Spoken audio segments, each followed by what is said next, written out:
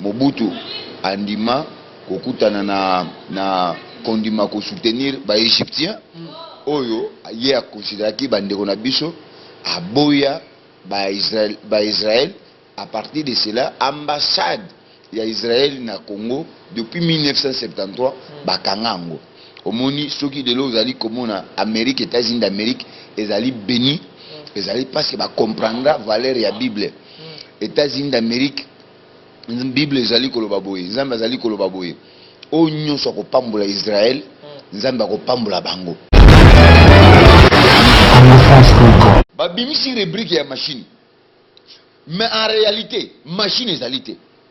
boboyi kokende élection alors que ça va baboyi ko boye kokende élection bo pesa ngai ta mususu to meka totala soki to salisa ba bulletin de vote entre temps et politique nambe nakati mboka na biso ozo comprendre ezali temps oyo ba opposant nyonso oyo bazali kobunda na lolenge yake 2018 oyo ba congolais bazwa kimia na mboka na bango. Merci beaucoup, chers amis fidèles téléspectateurs de la 3xw.congoforce.com. Merci toujours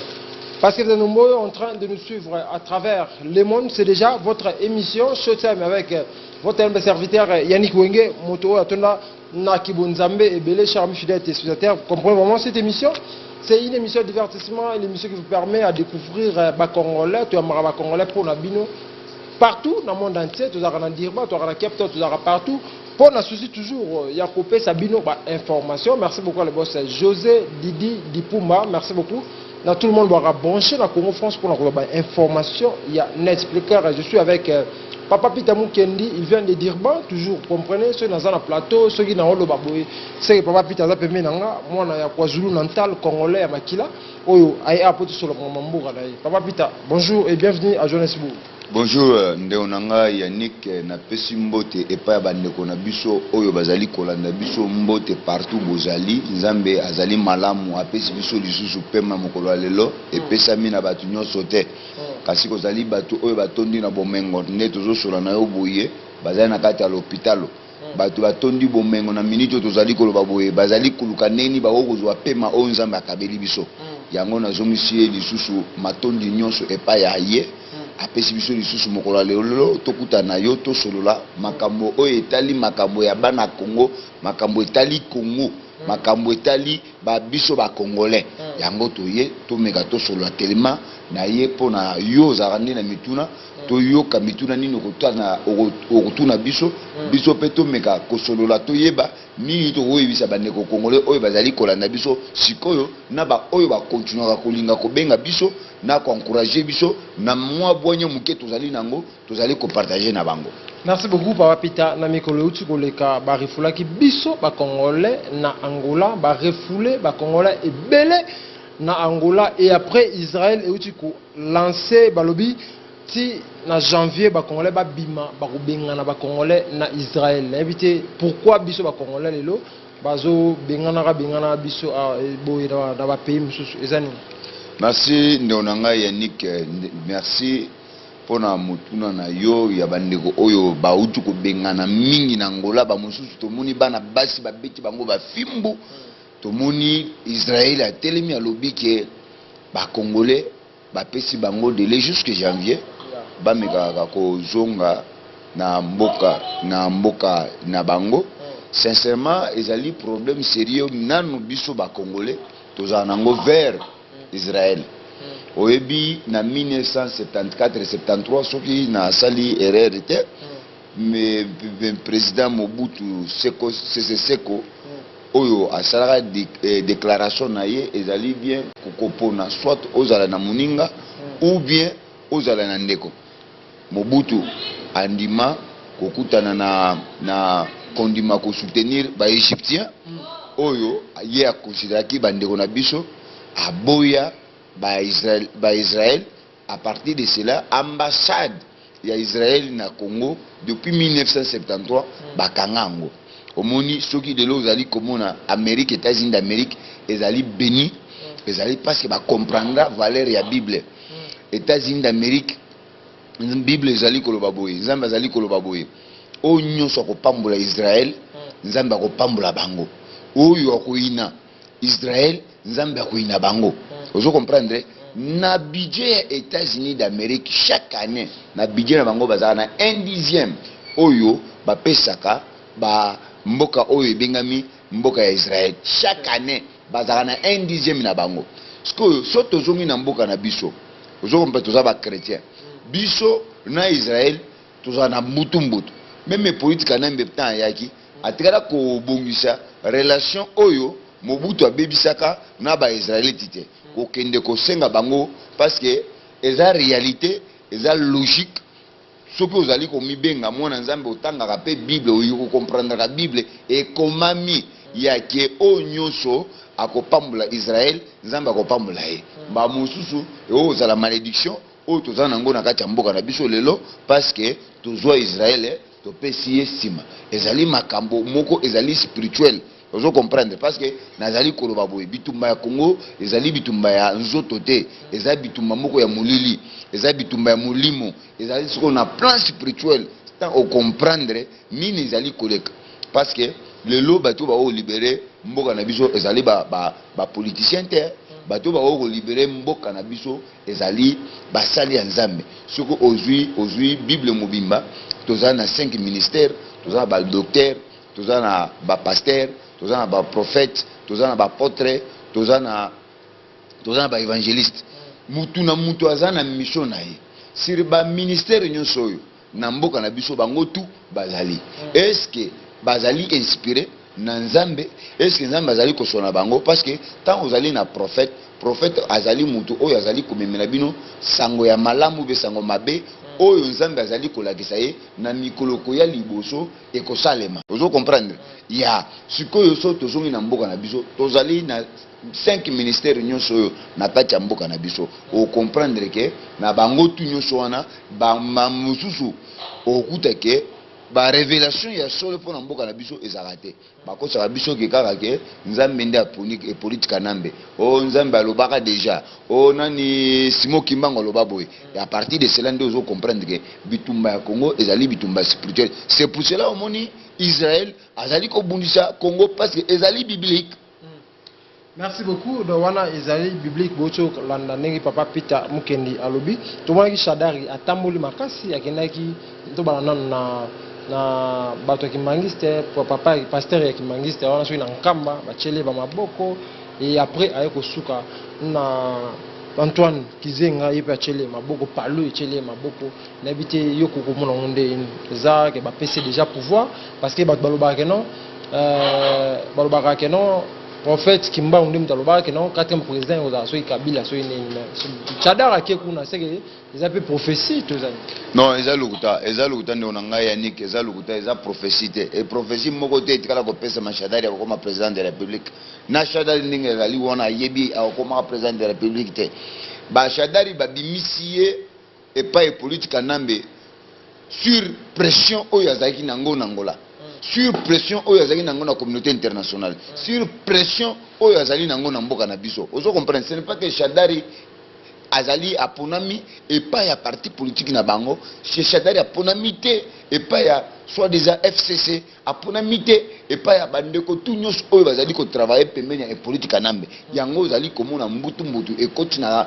côté na bango ya majorité ozo comprendre ce n'est pas que Kabila abimisa ki Shadari pour achaler sa élection na mboka na biso wana ezalaki kaka ya kolakisa bino ke Shadari ye oyo mais na kati ya Kabila azali na posa to salisa élection te na RDC kanga maloba o tozali ko kende nango comment yem talobi aponi dauphin pe abadumisi mo baso machine à voter base sur na volontaire cette élection pour mbongo wana ke kabo ne onanga machine ezate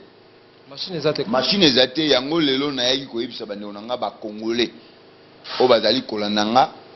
tant biso toyaka bona plateau toyaka na sentiment te toyaka parce que nazali congolais nazali ko comprendre makambo ndenge ezali ko kende na mboka nanga nazali ko yebuye ya ko yebisa bino ke nanga zwaki ba journaliste moko boye ba collègue na bino akena bango na ba Congo kuna ba pesi bango ba $150 ba $200 ba $300 ya ko kosa ke ba machine komi déjà na ba Congo Vous comprenez? Machine ezalité. Kabila abimisi maloba ya machine wana parce que kozali batu ya majorité oyo na koloba ba komona bango awate bazali kobenga nazali kozwa bapel partout lelo oyo tozali kozwa bapel ya koloba ke ndekopita mukendi tolandaka yo mingi na Congo France tolandaka yo mingi na YouTube tolandaka yo mingi na internet machine ezalité Kabila azali koluka ndenge nini tokota na ye na 2019 ba congolais bola na ngai Kabila azali ko organiser élection te azali koluka ndenge nini oleto silana na ye 2018 oyo parce que Kabila tozo benga ye azali occupant na mboka na biso azali congolais te azali rwandais 100% tout na bandeko na biso ba congolais oyo bazali kondima ko travailler na un rwandais c'est pour cela mboka tozali ko benga ngoke ezali na kati ya occupation azande ko na biso te. C'est un gros erreur oyo Laurent Désiré Kabila asalela kabiso abengani ba rwandais matikali na mutuchi nyoka pembeni na ye mokolo nyoka koli amelie lelo tutikali na problème serré na mboka élection Kabila et politique nambe mwana ya mutuchi oyo azali na besoin ko organiser élection na 2018 oyo te. C'est-à-dire babimisi rubrique ya machine mais en réalité machine ezalité boboyi kokende élection alors que ça va baboyi ko boya kokende élection bo pesa ngai ta mususu to meka totala soki to kosalisa ba bulletin de vote entre temps et politique nambe na kati ya mboka na biso ozo comprendre ezali temps oyo ba opposant nyonso oyo bazali kobunda na lolenge yake 2018 oyo ba congolais bazwa kimia na mboka na bango oyo bazali kobunda na honnêteté na sincérité na kati na bango yake cette fois-ci 2018 oyo ezali année ya kobenga mutuchi oyo na mboka na biso ke président de la République ba machine ezalité ndeko na ngai Yannick ba machine ezalité ça c'est ba message oyo ngai na utu kozwa ba machine ezalité tabino bokoloba ke bozali koboya ba machine en réalité na constitution na biso masolo ya machine ezalité mais en vérité aussi machine eza na Congo te Kabila azali kolinga nde amema biso na mouvement ozo comprendre de loko machine eza na Congo te balukati ba ça c'est élection c'est-à-dire au moins soto komi le 23 hein makambo nazali koyebisa yo boko yokanga machine ezalité na Kinshasa machine pe ekozala te même so ba machine yé ekokoka mboka na biso mobimba te sikoyo tozali kotuna boye est-ce que face B ya ba opposant na biso baza nango ya koloba ke soki tokei boye Kabila sali biso boye tokozongisa ye boye est-ce que ezali yango nga nazali koya boye kobelela bandeko na ngai ba opposant oyo bazali kobunda na honnêteté to bengi na son excellence Moïse Katumbi na bengi na Félix Tshisekedi na bengi na Jean-Pierre Mbemba ndeko na biso congolais na bengi Martin Fayulu soki boyokela nga tolongwa nano na kati ya 2018 oyo toyoka lisusu solo ya mutuchi ya rwandais oyo te problème na Congo na minute oyo tozali na occupation tozokubunda tolongola ba ndeko oyo bazali ba oyo ya biso te ba imposer biso na mboka na biso tango zali koyoka masolo ya machine wana machine ezalité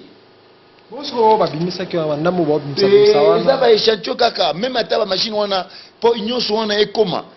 na Kinshasa ce n'est pas aujourd'hui te ne tozo sola na yo boye ndeko na ngai Yannick nazali kobeta ba calcul à peu près ba 53 jours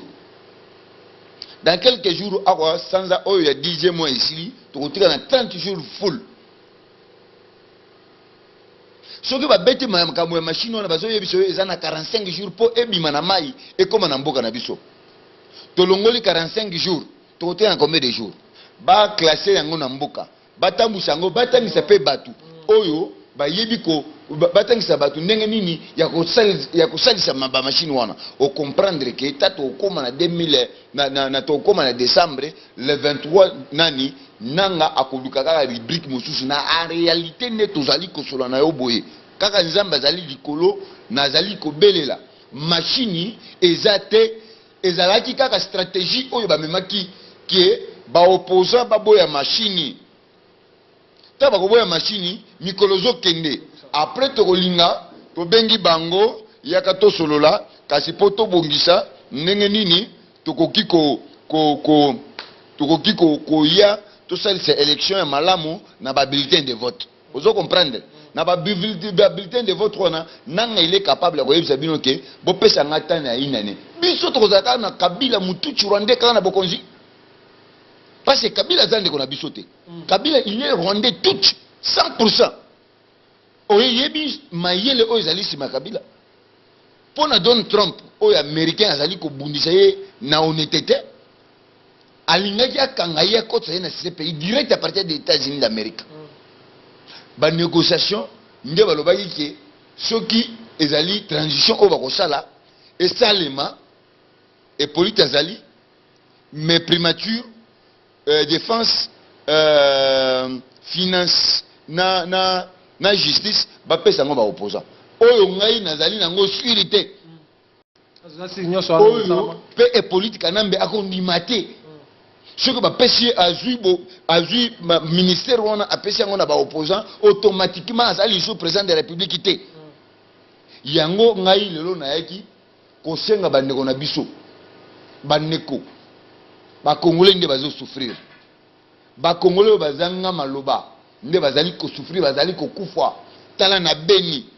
soki bakongole batelemi batake bakongole na kati ya bandako bakongole balobi ke trop c'est trop tozali comme telema to bunda to yeba bana bazo bundisa biso ba soda babimi bakangi batu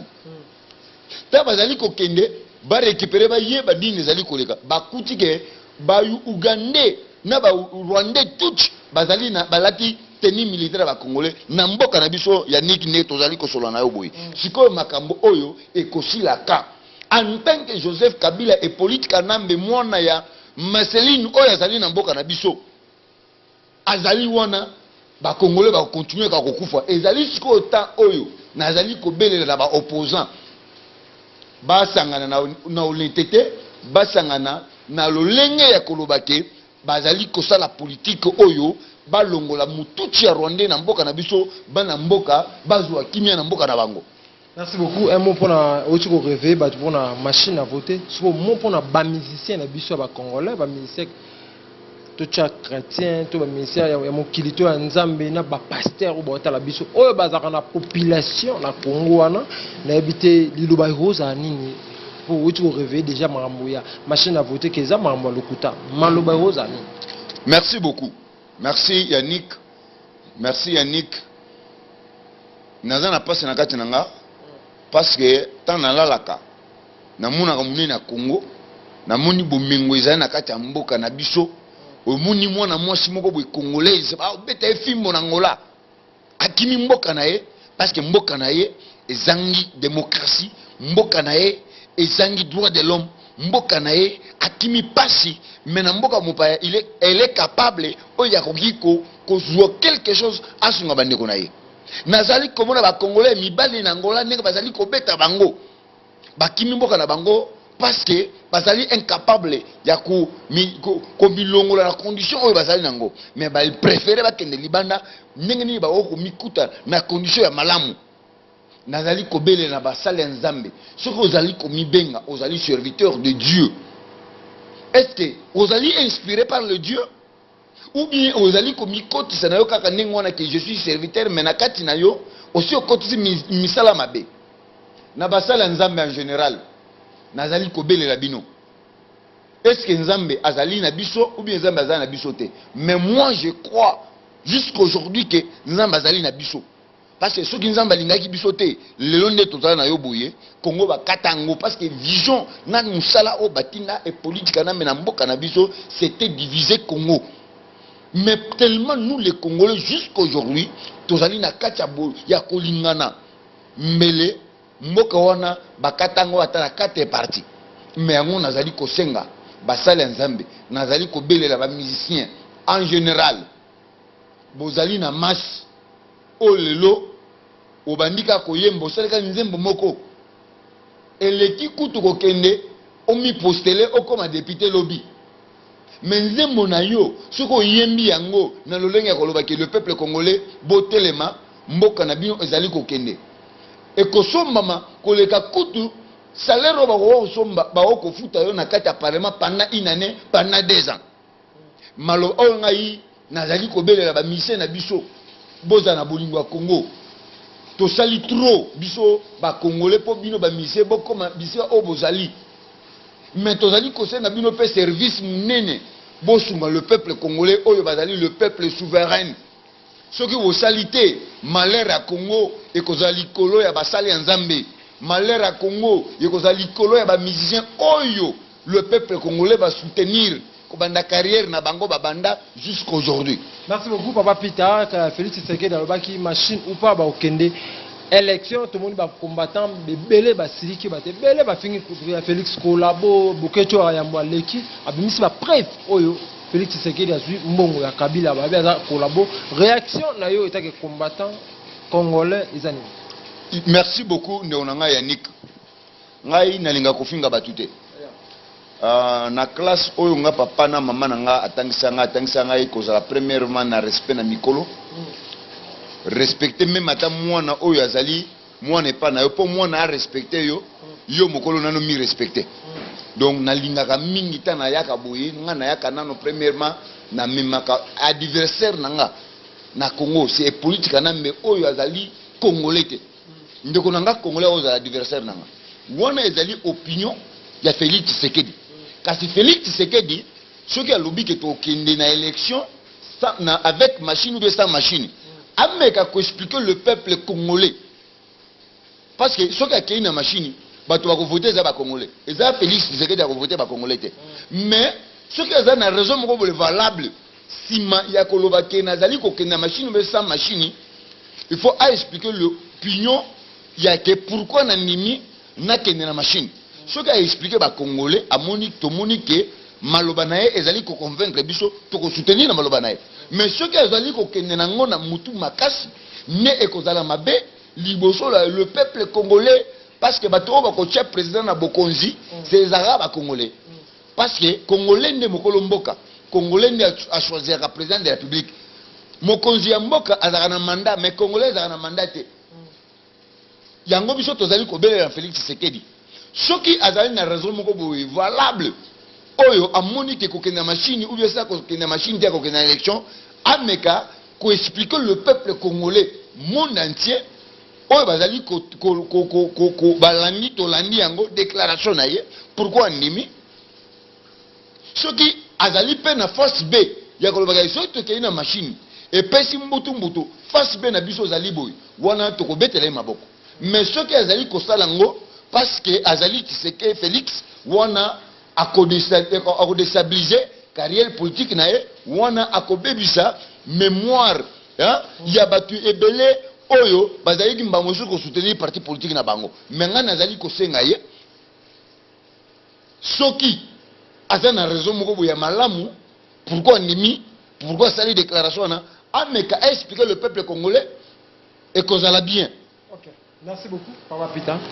Tata bamusu afingi na kanda bamusu amoni ke no makambo azo sala eza ya bien te na kanda on afingi aza congolais Bokecho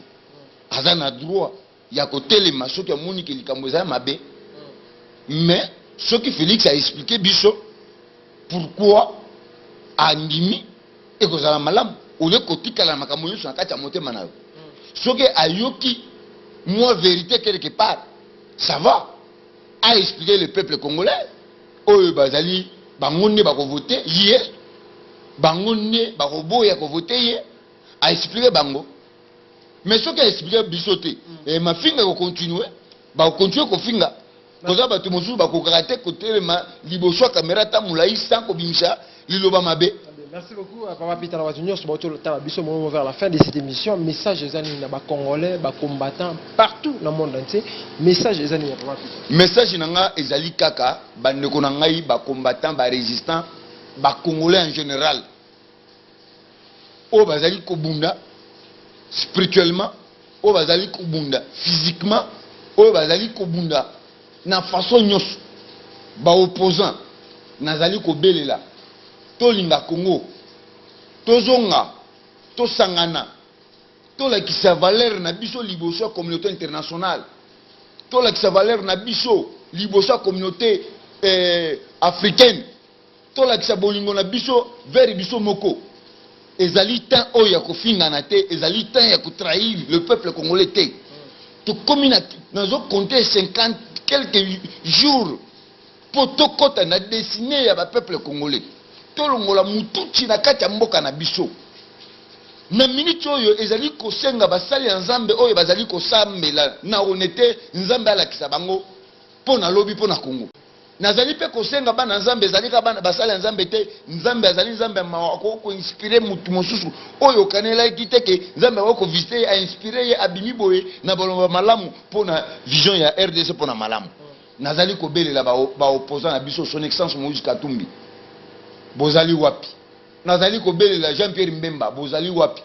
nazali kobelela Martin Fayulu boza wapi nazali kobelela Félix Tshisekedi bozali wapi bolinga Congo nano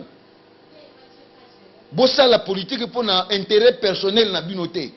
mais bolinga Congo mboka ya bakoko na biso mboka ya bana na biso parce que bakoko bazali lisusu te tokomi ko bunda poto tika Congo na maboko ya bana Congo mutu nyonso lelo akoki koyebisa nga teke ayebi ke et politique na mbaza rwandais tout le monde sait koza opposant moko te akoconvaincre nga lelo ya koyebisa ke et politique na mbazali mona Laurent Désiré Kabila tellement biso nyonso toyebi ke tozali na kati occupation to bunda to bengana occupation tozonga tokutana biso na biso nzambe akobatela biso akoinspirer liso na makambo ya sika. OK, merci beaucoup. Mbote na numéro de téléphone. Sincèrement mbote na ngai ezalaka ndenge ezalaka na pesi bino mbote boya mbinga na tongo ya lelo epesami na mutu nyonso te na pesi mbote pa Didi Dipumba na pesi Congo France mbote na pesi batu oyo balandaka bino mbote na lobi lisusu ke Congo ezali Congo 2018 ezali année ya libération totale na pesi mbote pa ya son excellence Moïse Katumbi bisika ozali na yebi ke ozali kobunda na pesi mbote epa ya Oscar Rachidi na Bruxelles na pesi mbote pa honorable Francis Kalombo na pesi mbote pa sœur nanga Myriam Ndomba na France na pesi mbote pa sœur Chilomba na France na pesi mbote pa maman Mado na États-Unis d'Amérique na grand frère na biso Marcel Kassongo na bosanité Amour Wakenge choix du peuple na Londres na bosanité basali ya nzambe oyo bazali kolandanga na minute oyo pasteur Albert Mputu pasteur Paulin Mwewa pasteur Nangap pasteur Ogifaya na pesi mbote pa Titina Wantanshi Mesenandos na Berea na pesi mbote epa bandeko na nga nyonso oyo bazali kolanda biso na pesi basali ya nzambe na bana nzambe mbote année 2018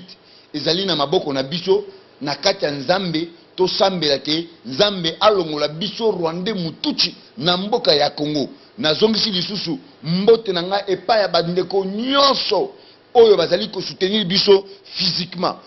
na financement na ba oyo bazali ko soutenir biso spirituellement na pesi bino mbote nzambe abatela bino numéro na ngai ya téléphone ya bandeko oyo bazali na kati ya mboka ezali 078 85 86 281 yaba oyo bazali libanda to bandaka na plus 27 78 85 86 281. Merci beaucoup. Merci beaucoup, Charmy, fidèle téléspectateur de la 3 fois www.congofrance.com. Merci parce que vous étiez nombreux en train de nous suivre à travers le monde. C'était pour moi un grand plaisir de recevoir pour vous Papa Pitamou Kendi from Daben. Nous sommes ici à Johannesburg. On est vraiment partout pour vous